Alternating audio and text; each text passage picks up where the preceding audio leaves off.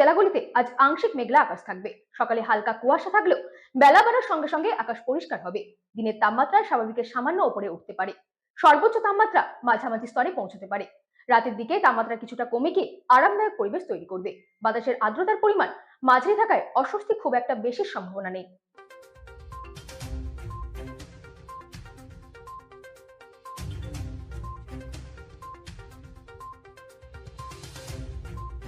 কলকাতা ও পার্শ্ববর্তী এলাকায় আজ আংশিক মেঘলা থাকবে। সকালে হালকা কুয়াশা থাকলেও বেলা বাড়ার সঙ্গে সঙ্গে আকাশ পরিষ্কার হয়েছে। সূর্যের তেজ মাঝারি মাত্রায় থাকায় দিনের তাপমাত্রা স্বাভাবিকের সামান্য উপরে উঠতে পারে। রাতের দিকে তাপমাত্রা আবার কিছুটা কমে গিয়ে আরামদায়ক পরিবেশই তৈরি করবে। বাতাসে আর্দ্রতার পরিমাণ মাঝারি থাকায় অস্বস্তি খুব একটা বেশি সম্ভাবনা নেই।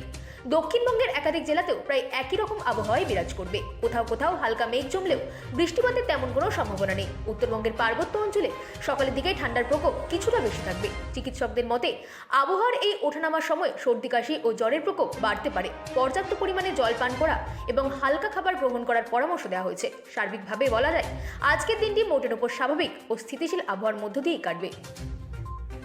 ব্যুরো রিপোর্ট, রাত দিন নিউজ নেটওয়ার্ক।